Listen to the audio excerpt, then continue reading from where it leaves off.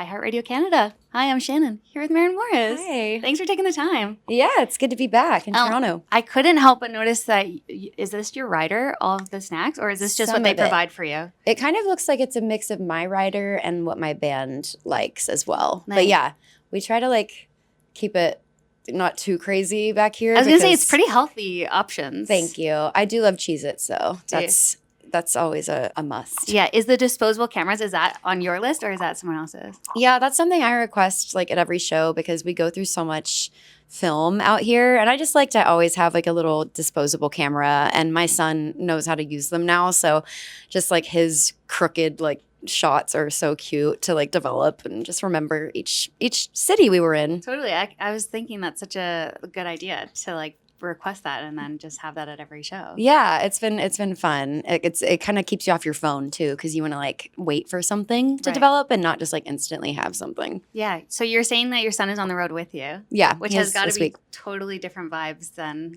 doing it on your own. Yeah, he was out with me the last time we were here on my Humble Quest tour. We did the Budweiser stage, and he was out then too, but he was 2. So he kind of vaguely remembers being out, but now he's 4.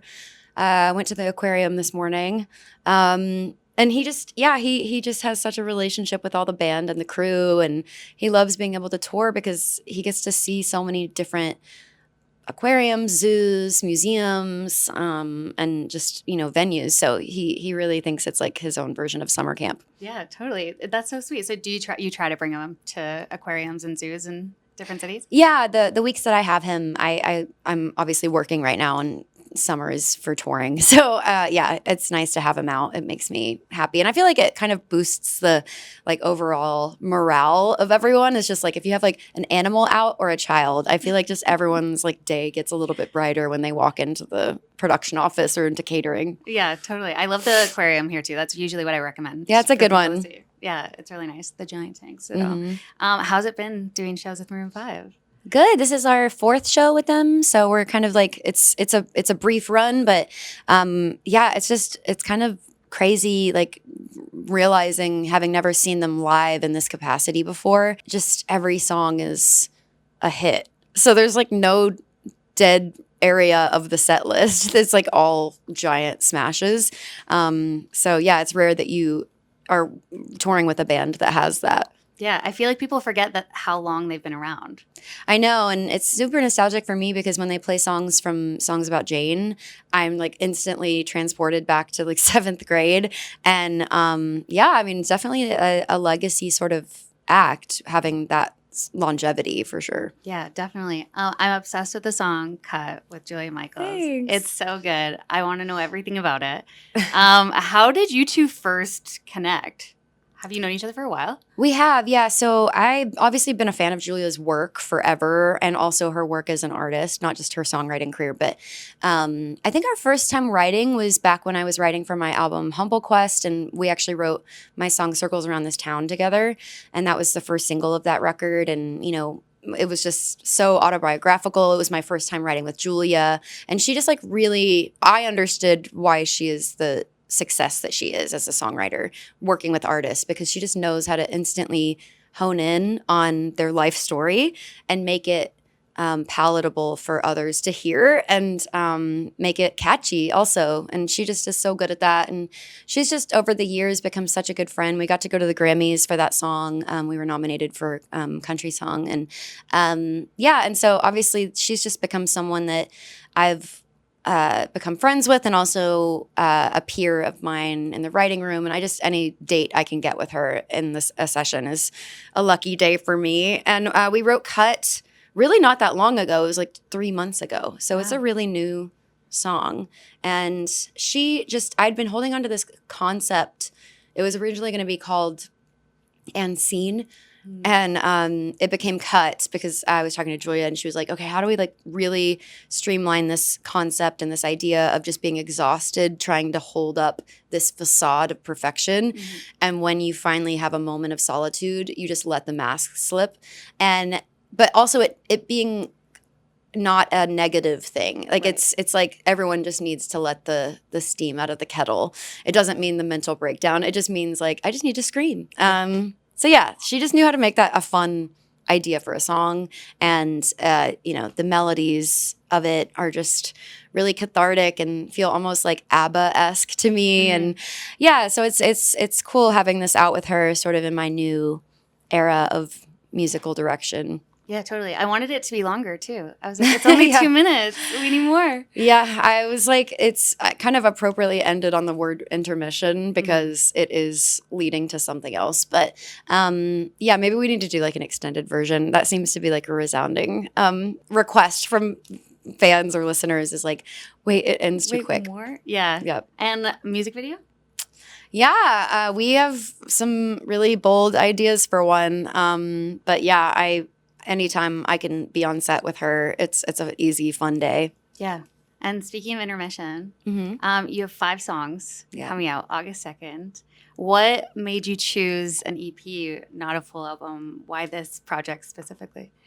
I think because I'm still currently processing and writing through this healing phase I'm going through. And so I have so many songs. I could have 3 albums with the amount of songs I've written for this project. But I think just having changed labels and really changed musical directions, I wanted to put music out that was truly immediate and on the tip of my tongue. I didn't want to wait another year to compile the album, press the album into vinyl, have this giant long rollout. It's kind of nice nowadays, like you can just put music out at whim as you're still in the throes of the emotions you were in when you wrote them. So I think that's kind of where I was at. And obviously it will lead to the full album, but I wanted to put a piece of music out or a piece of a story out that is something you can hear as I'm still in it. And I think that's the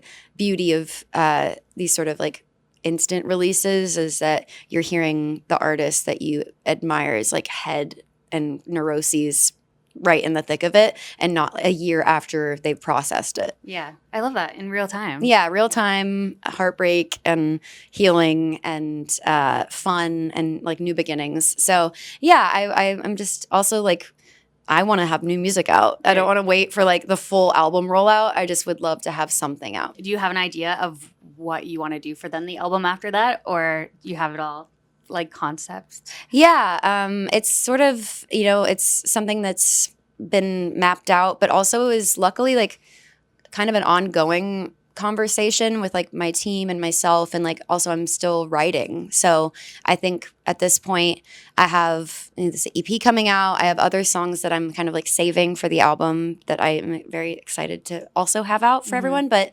I still kind of want to like take the pressure off of being like, turn the album in by midnight or you're going to turn into a pumpkin. I want to be able to still write this summer as I'm going through what I'm going through, and have it maybe be sort of like some last minute additions to this project. So it's sort of like being in the middle of a story that's still being told, and you don't want to like put the period at the end of the sentence yet. So the EP felt like a compromise between like myself and like my fans, and yeah.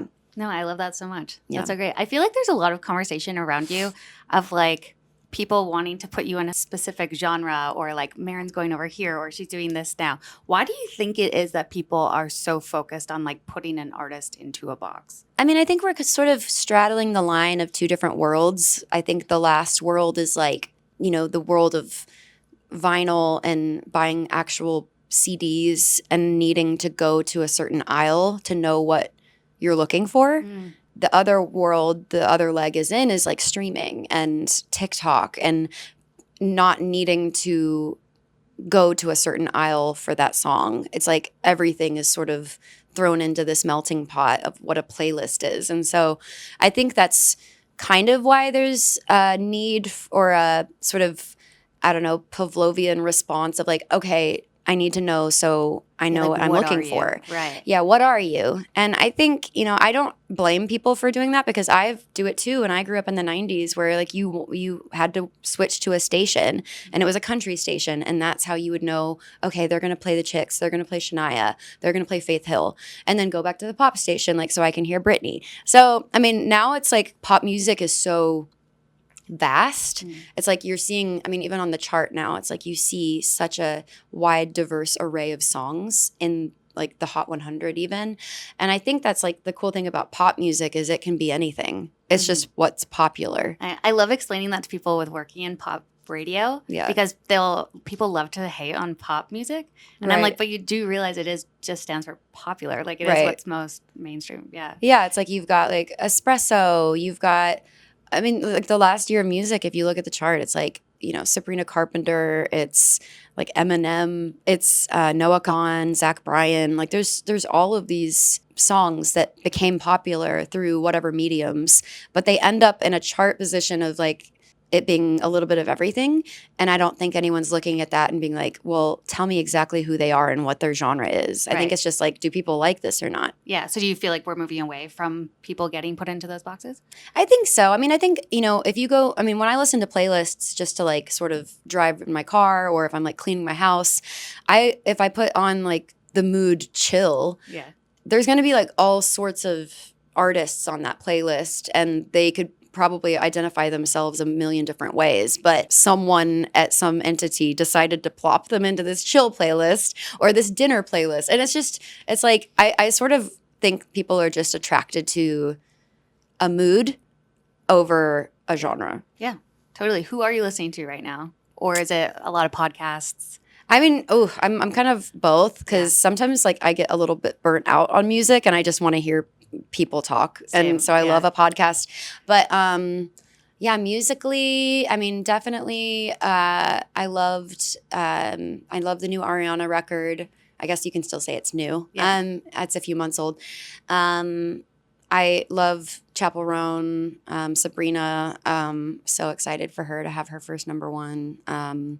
Yeah, I mean, I'm kind of like in the pop girl mix right now, just in terms of being inspired lyrically. A lot of my friends have written those songs, and it's just like fun to cheerlead your friends that like are writers on those songs. Totally. It's like a pop girly year, I feel like, with the amount of albums that are coming out. Like it's so refreshing. And my friend Amy Allen, I was just texting with Julia actually, and she wrote Espresso and Please, Please, Please. And then my friend Steph Jones also, she lives in Nashville now, but she wrote Espresso, and it's just like, I can't believe all my friends are just like dominating the top of the chart right now. That's crazy. I know Sabrina's #1 too. That's so massive. I'm sure they're celebrating like crazy. Yeah, I bet they are. They should. That's so great. You've always been super outspoken, which I admire about you. To end things off, what is like the message that you want people to take away, if you could sum it all up? Oh man, I mean, I want people to feel like they've been connected to something. I think there's like, that's so many emotions. I mean, sometimes you come to shows for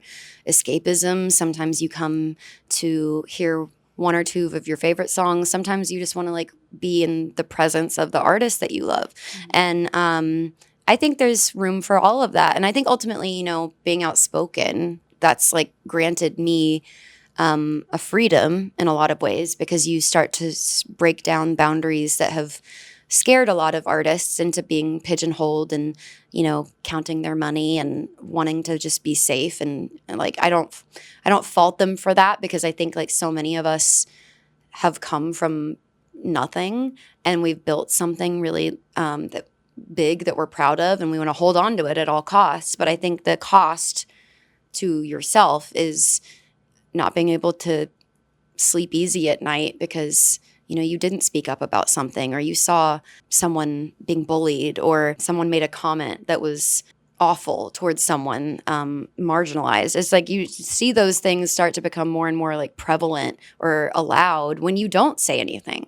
And so I'm a super boundaried person in my personal life. That's not just to protect myself, but also like my son and my morality and sense of what that is. And I think, you know, ultimately, I love doing music. That's like the medium that God or whoever gave me to connect with people. But ultimately, I hope fans leave my shows or listen to my music and feel like they experienced something true and positive, felt safe in the crowd as well. Yeah, I love that.